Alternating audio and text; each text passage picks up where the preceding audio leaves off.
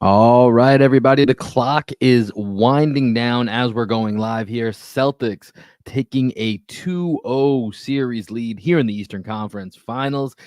It's finally a good game, too, for us to go live afterwards. So we're going to hit you right now. This is Green with them, but you guys know the deal. Let's go ahead and let's lock in.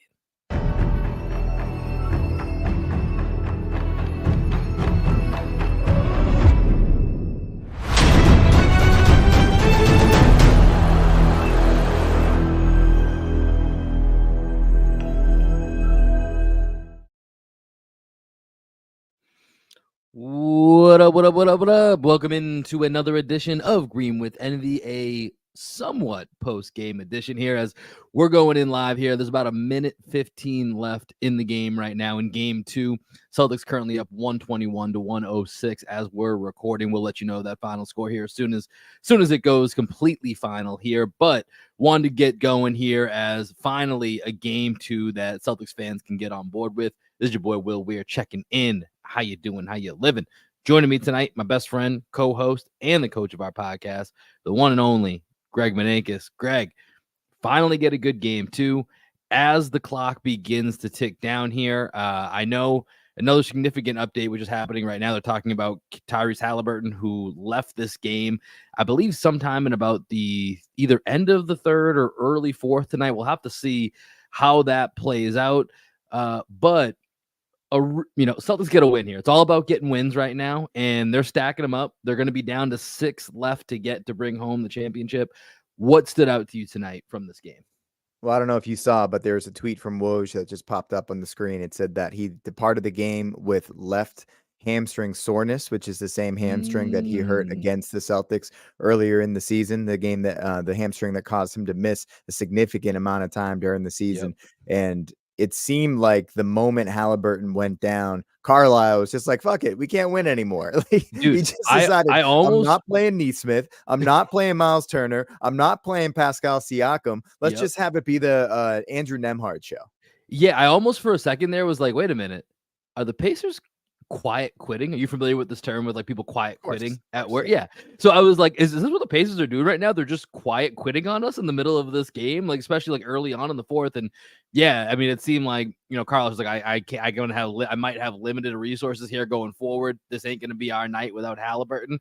Let's sit these guys down and we'll regroup and see what game 3 brings us. But that's a major development, and another fucking injury against the Celtics. Hey man, like I'm sick of people talking about injuries because we haven't had Porzingis since the first round. So it's very true. That is a fact. People always forget that. People always forget that. Yeah, everybody's done. I mean, it's just bad luck across the East, right? Like every single team has had injury battles in the East. But for the Celtics tonight, we talked about in the pregame, game 2s have really been kind of a struggle for this team. And it felt a little bit like in that first quarter that maybe we were heading that way. It wasn't definitive that we were heading that way, but I think there was a little bit of concern. And then the Celtics go on a massive run from the last 30 seconds of the first quarter through basically about the middle of the second. And from that point, even though Indiana made a couple of runs as the Celtics run out the clock here, it looks like it's going to be a 126-110 Boston victory. This is a game that from about the middle of the second quarter, for the most part, the Celtics have kind of had, have been in control of, I would say. Would you agree with that? Yeah. I think especially with this game tonight, the first thing I want to talk about is Jaylen Brown, because the first note that I had on my note tracker that I have for every playoff game is Jaylen Brown going to score 40 points?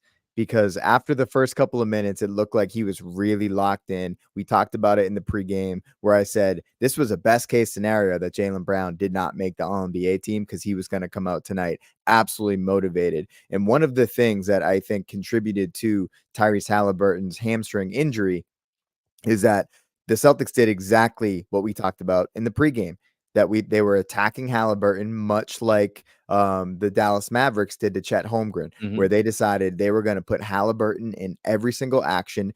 Anytime he was guarding someone that was bigger than him, they took him into the post. And even if they didn't throw the ball into the post, they still ducked in and put a physical body on him. There's that one mic'd up segment with Drew Holiday where he was talking to O'Shea Brissett. We'll get to O'Shea Brissett here in a second.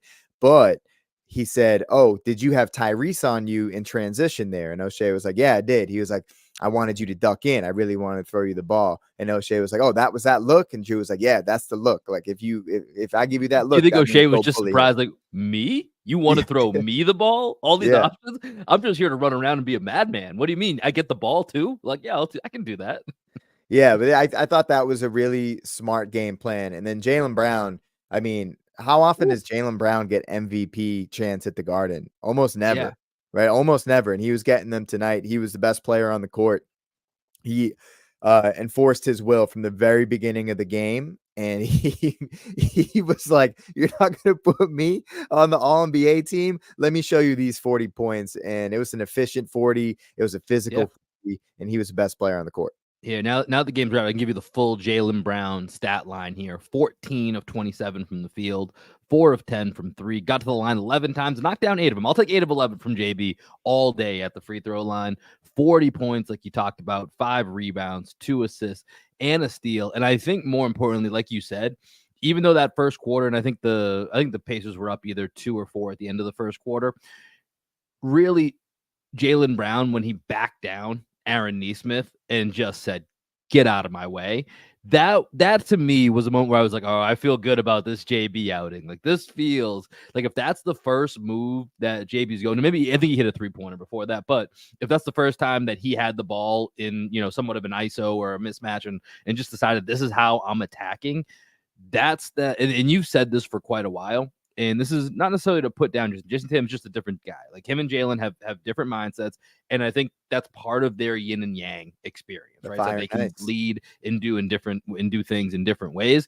But when Jaylen Brown has the mentality to do that, you see it feed off everybody else, right? And like you said, you talked about that soundbite of Drew Holiday of just it being an intentional effort to put Tyrese Halliburton into actions and to make him work. And even in the time that Tyrese Halliburton was in there before he left with that injury, like it limited him pretty severely on the offensive end, right? You saw that like he wasn't able to be involved in everything because. And I think it was in part because of what the Celtics were doing on the offensive side. And we talked a lot before the series about how what the Celtics do on offense can affect what happens on the other side of the ball and vice versa. And some of those cross matches and how we attack and how it affects the other side. I think that was just a really good example of it.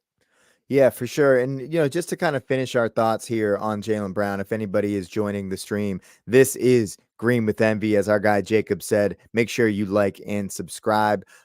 Quick programming note. We are going to have a special guest on tomorrow's podcast. We're going to record it. We're going to stream it live on Twitter. So for our YouTube people that always tune in on YouTube, go to our Twitter at 8 a.m. Central, 9 a.m. Eastern tomorrow at Green Envy Pod. We will have Frank Bennett, Jason Tatum's high school coach. He's going to be joining us for a conversation. We're going to talk about the playoffs. We're going to talk about Jason Tatum. So make sure that you are tuning in 8 a.m. Central, 9 a.m. Eastern on Twitter at Green Envy Pod, a conversation between me, Will, and Frank Bennett, Jason Tatum's high school coach. I do want to talk a little bit about Tatum, because I was texting with Frank a little bit during the game, and I just said it's really nice to see JT get going. He said, "You know it." He said, "You know it," because JT was struggling in the first half of that game, about as bad as Jason Tatum can play in the first half of the game, and then he really got it going in the second half, and it was really nice to see. What were your thoughts from JT? You can throw the first half out because we know he played like shit. He has those halves Yeah. where he plays like shit. What do you think about Tatum bouncing back in the second half?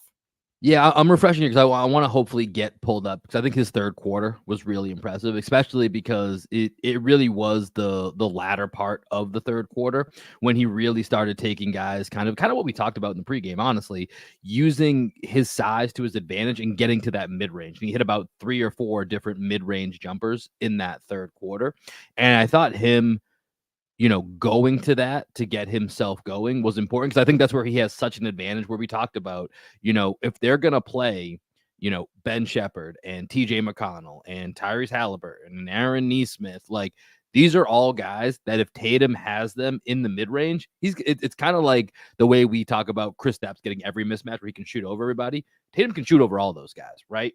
Whether he does it with the dribble, whether he does it with the jab, he has so many different ways that he's able to do that. And I think in the third quarter, he kind of redefined his focus a little bit.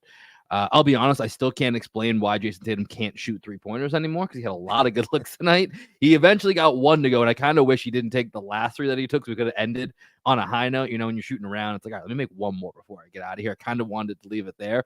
I don't really know what's going on with that because some of those were some pretty good looks, but I thought in that third quarter when he went back to hunting that mid-range game and got himself going towards the end of the third, I thought that was really important for him because I think that's what's going to be open to him in this series throughout. Like, I think that shot is there almost every time they go down, depending on, who Indiana has out there. How about you? What were your thoughts on Tatum tonight? I just like that he was able to bounce back in that second half. What are you sipping on there, my man? A little victory beer here, Nice. Little Victoria. Can we give a shout to whatever brewery that's from? Little Victoria, Cerveceria Modelo. Shout out to Mexico. Okay. Viva Mexico. I think with Tatum, I like to see him getting downhill. And one of the interesting things with Tatum is when we try to get him going early, it's almost like a double-edged sword because, well, if he scores, Jason Tatum could get going early, but if he misses his first shot, then there's just a chance that he's going to spiral out of control. Right. And he got the very first possession against Aaron Nesmith in the post, and he missed the layup, and then he missed the follow-up, and then he was just lost in the first half from there. Jalen really carried him when when he was struggling. I want to pull up Connor Smith's comment here because I was just interested in what he said here. I don't necessarily know that I agree with this, but I just want to read it out here and kind of put this out for everyone to think about and for us to talk about here. Connor says, and shout out to Connor, I would like to see Tatum and Brown shift to the Kyrie and Luka mindset. Switch off dominating based on the flow of the game.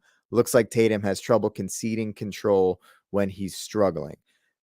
My first thoughts on that, honestly, I don't think he has trouble conceding control. I almost think like he enjoys that that Jaylen Brown is there to kind of rescue him because he starts forcing it, right? I think that's the thing with Tatum is that he starts taking these shots that are just out of rhythm. And then he also just gets careless with the ball. Like there were a couple times where he turned the ball over and it seemed like he was in his own head. I was like, does he not like it was almost like how we talked about Tyrese Halliburton at the end of last game, right? Where it was just like, man, he can't hold on to the ball. Like no one's forcing this. He just couldn't hold on to it.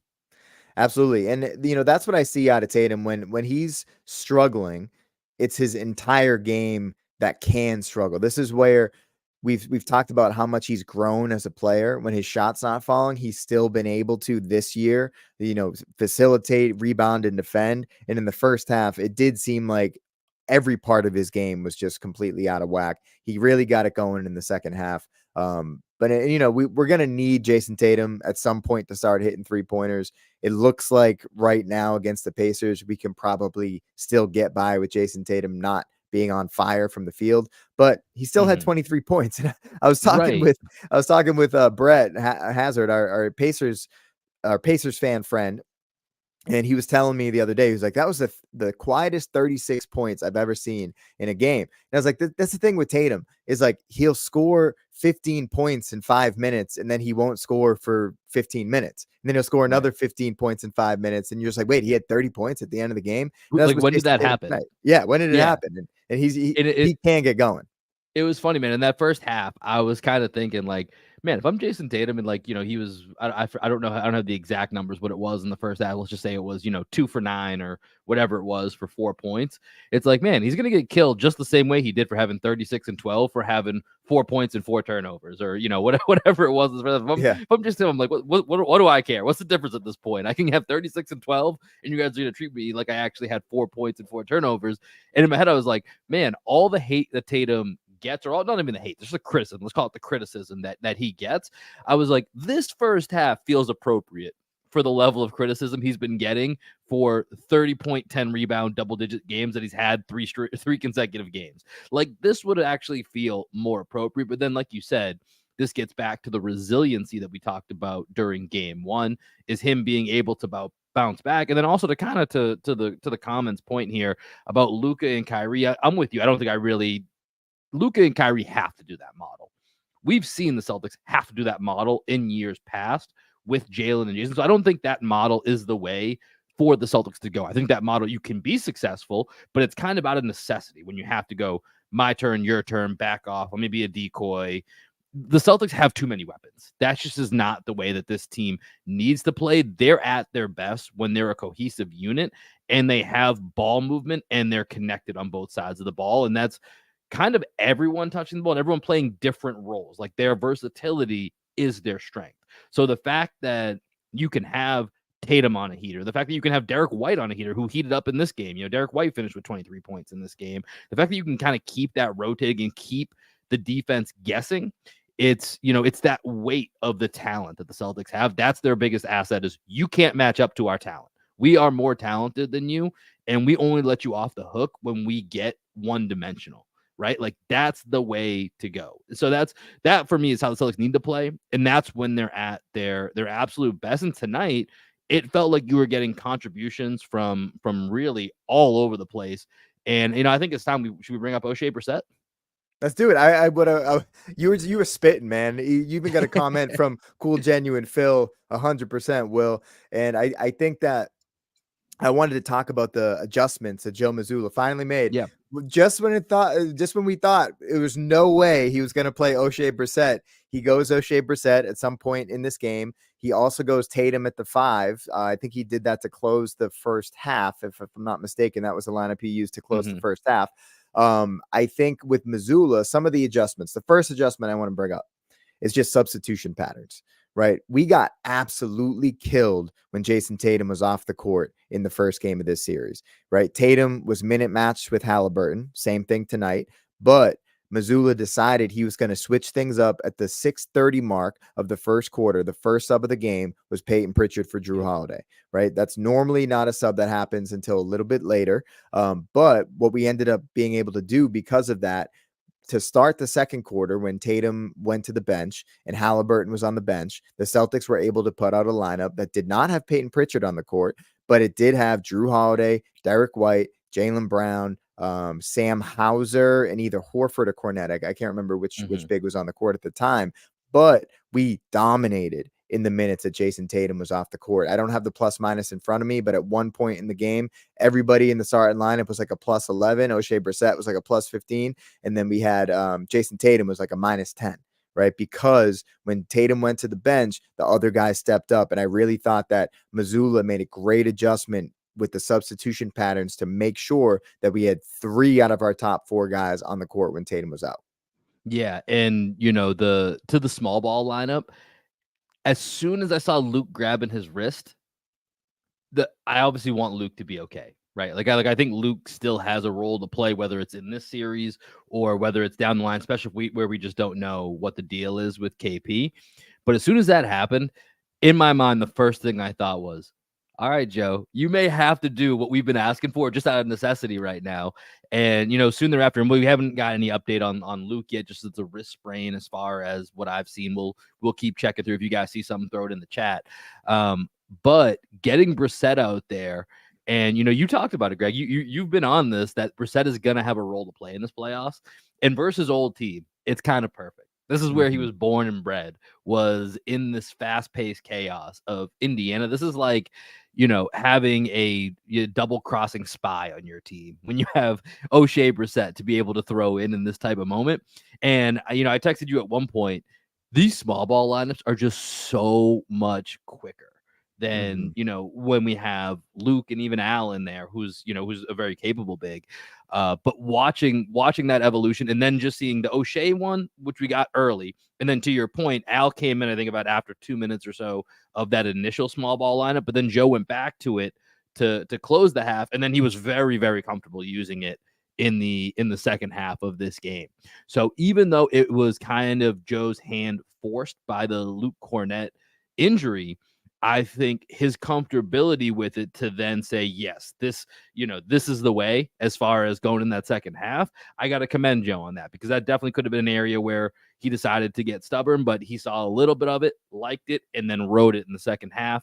And, you talked about the plus minus. Tatum was a 0 plus minus. -4 for Luke Cornett. Everybody else in the positive. O'Shea Brissett played just over 12 minutes, plus 18, tied with Jaylen Brown for the highest plus minus. So to say that the O'Shea minutes were effective would be a bit of an understatement.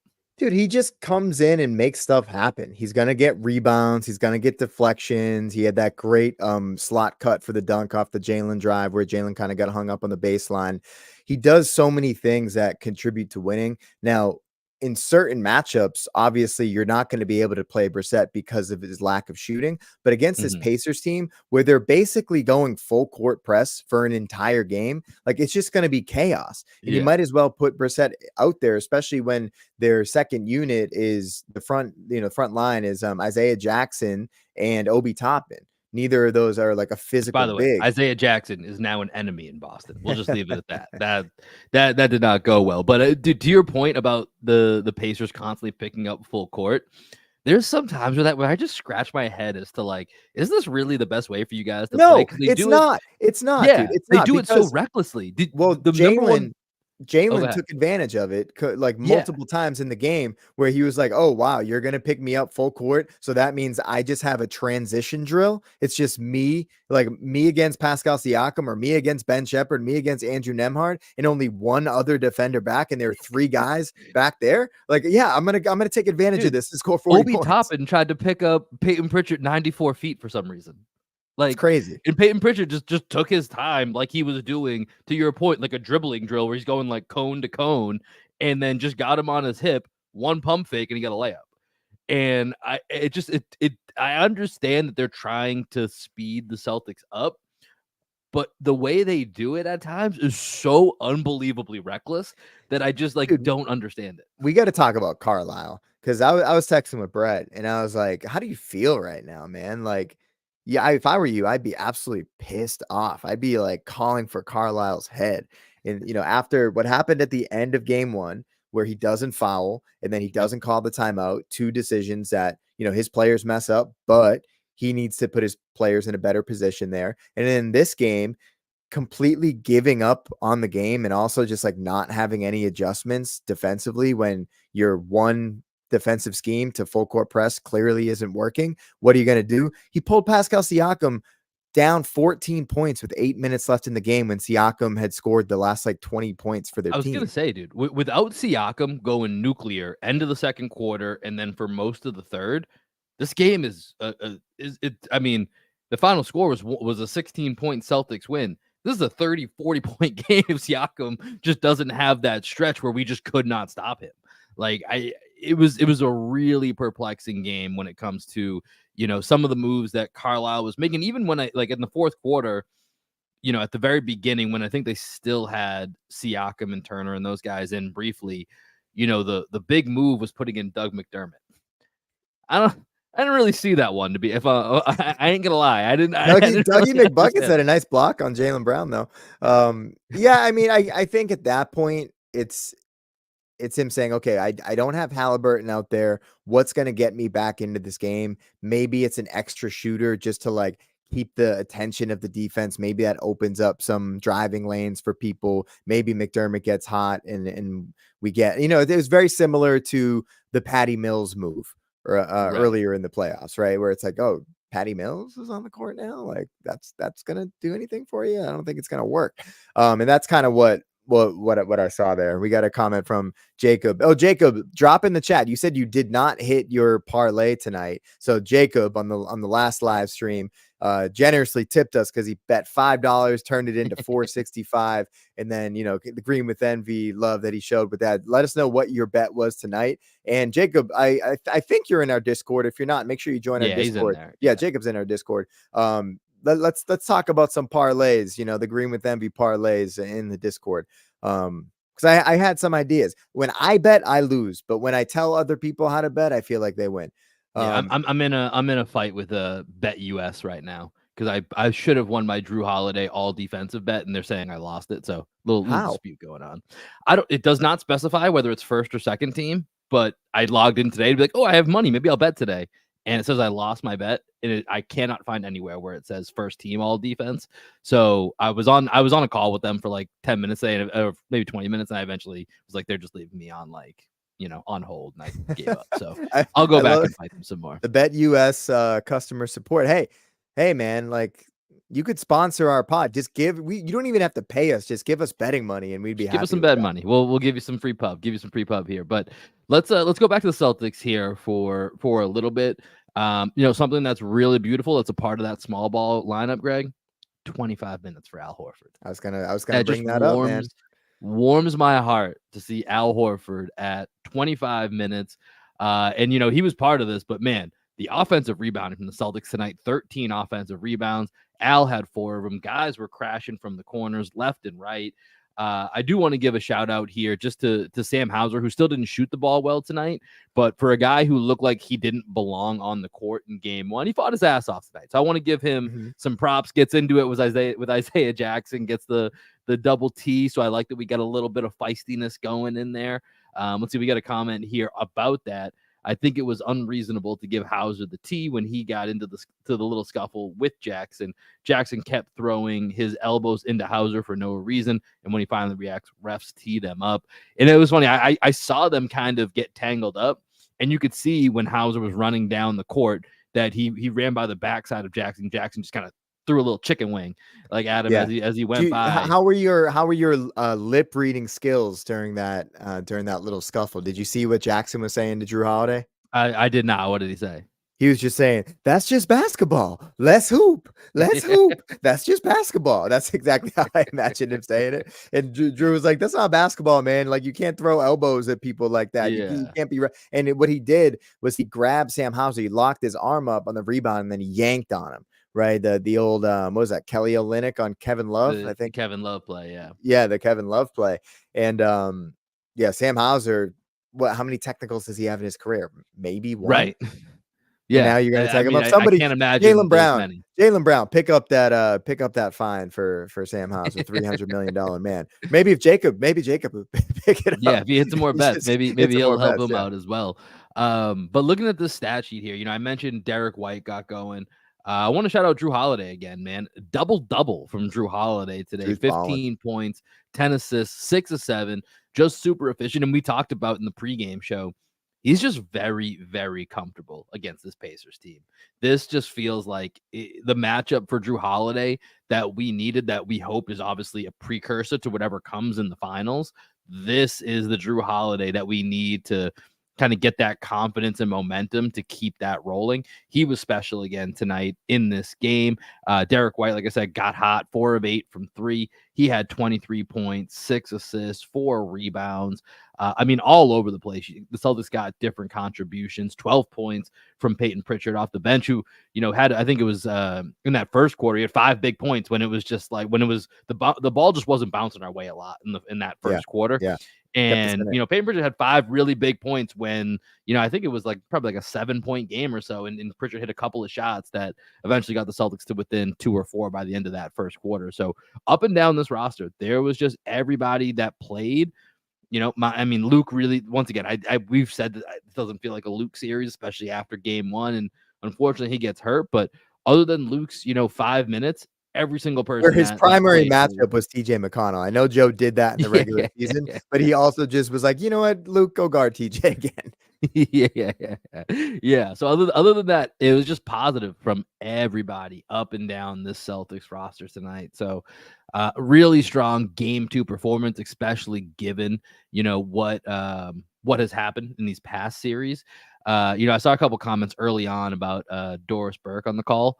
Did you hear her at the beginning of the game where she was like, interesting, Al Horford on Pascal Siakam, didn't see that. Doris, what the fuck are you talking about? We all talked about this being a terrible matchup because Siakam scored like 14 points on Horford last game. What do you mean we didn't see it last game? Like, I don't know. That blew my mind to hear that. She can be a tough listen. I feel like a lot of people, when she first started announcing games, a lot of people didn't like her. Then she kind of got to that point where everyone was like, "Oh, you don't like Doris Burke? She's an amazing announcer. She's so insightful." And now I feel like everyone's gotten so used to her now that they've kind of grown tired of her shtick.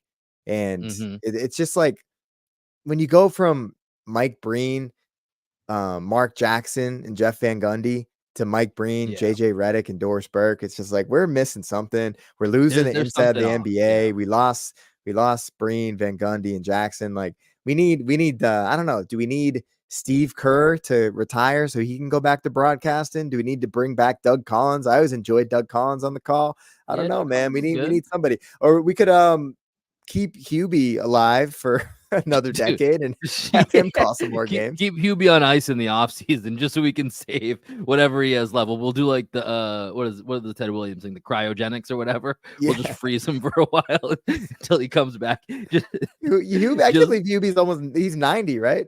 Dude, yeah, that's what I found out when I was one of the games in the first round. And I was like, man, Hubie's pretty good on this call. And I just like, I mean, he's looked like the crypt keeper for 15 years. Yeah. And so I was like, let me check out how old actually is Hubie. And you know, sometimes you're like, oh, he's actually surprisingly, you always kind of assume he's gonna end up being like, oh, he's like 72. That's kind of younger than I thought. He was like, no, he's fucking 90. Like, no, he's just as old, if not older. Like, I can't believe this guy's. Can you imagine a Hubie Brown, Mike Gorman broadcast? Oh my god.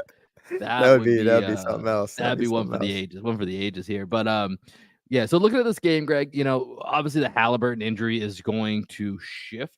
That's huge, expected. Man. That's huge.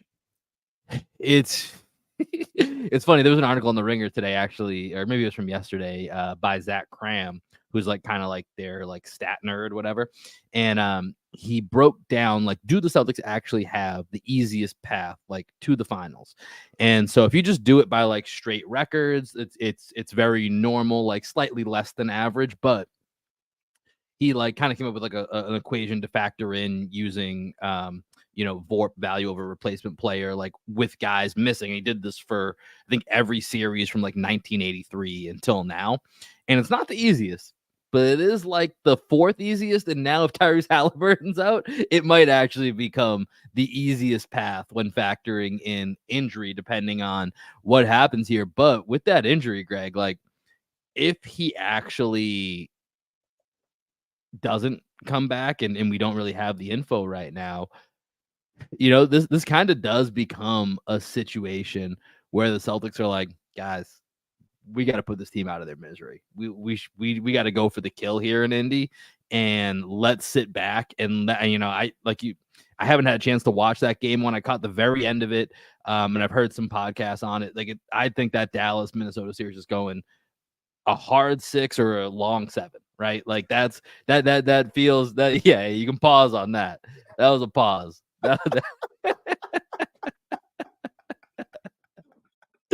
You know, sometimes I'm a hard 6, sometimes I'm a long 7. You know, it just depends on the night, depends on how many of these. But basically, Celtics got to go for the kill, sit back, let those two teams deal with it, and see what comes out of it. But if Tyrese Halliburton's gone, time to go for the kill in Indy. Yeah, definitely time to go for the kill. Maybe you need to drink another beer. Maybe you need to drink less beer. Hey, I just want to give a quick plug for the band really quickly. Black Sheep Optimists officially have a new song releasing on June 20th. I put the link into the comments here. So the song's called Feels Like Summer. You can go ahead, go to our link tree. It's the first link on our link tree. You can pre-save it. It will be available on June 20th, the first day of summer. So we are releasing that song. If you want to hear a sneak peek of what it sounds like on the stream, it's going to be the outro music here for the pod and for YouTube from here on out. But yeah, Halliburton's injury, man, it's like, it sucks that it happened to him. Right. But to my point earlier, there's a reason why that leg was probably given out, is because we were putting so much pressure on him. We were beating the shit out of him tonight. And as somebody who sometimes has to guard up in our men's league games when I don't really want to guard up, it's tough if you're banging down low to be able to do that for a full 48 minutes. And Halliburton clearly was unable to deal with the physicality. There was one play where Derek White kind of just shoved him out of the way, and he looked at the ref and he gave the ref a look like, really, you're not going to call that? And he was really getting in his head about how physical the game was and how the Celtics were just beating the crap out of him. Hopefully he's okay. I want to see the Pacers at full strength. Obviously they already have Mathurin out, who's a big part of their team, but I think if Halliburton doesn't play, the Pacers still might steal a game because it's the Celtics and they might let their guard down, especially in Indiana. But and they play so hard, thanks, man. They're if they're not going to give, like, this team's not going to roll over even if Halliburton's out. So to that point, yeah, the Celtics are going to have to earn this, especially on the road. But we've seen for the past couple years, Celtics are a really, really good road team. They've been a shaky home team, but they've been one of the best road teams over the last couple of seasons in the playoffs, undefeated on the road this year so far. But that sets us up. Big game 3, Saturday night in Indianapolis. We won't have a post-game show after that one. We will record Sunday morning, so we'll have something available for you guys probably Sunday afternoon. Be on the lookout for that audio. And reminder, if you're watching us on YouTube or Twitter right now, we are going to be going live on Twitter with an interview tomorrow morning with Jason Tatum's high school coach, Frank Bennett from Chaminade out in St. Louis. So come join us for that. Bring some questions. We're going to hang out with him, have a good time, get his thoughts on Jason Tatum in this postseason run. But Greg, any other final thoughts here before we send this one out? No final thoughts. Called it with Jaylen Brown. I just want to give myself flowers. That's right. Jaylen Brown, big 40 points tonight. I would say right now might be the front runner for that Eastern Conference Final MVP. So if you got some odds out there, you might want to check in with your bookie or check in with your local sports betting app and see what you can get on that. But that's going to do it for this episode of Green with Envy. Celtics lead 2-0 in the Eastern Conference Finals. 2 wins away from heading back to the NBA Finals. We will catch you guys this weekend. Enjoy some Black Sheep Optimists. Peace. It feels like summer, baby. Oh, mama, feel like summer. New season got me seeing new colors. So fly, the sky will kiss you. Lips so smooth and miss your issues. Oh, mama, feel like summer. New season got me seeing new colors. Oh, my, I'm slipping into white lies and time to miss you. Now you're 3 shots deep that you chase with the Croy. You're looking at me while you're making that noise.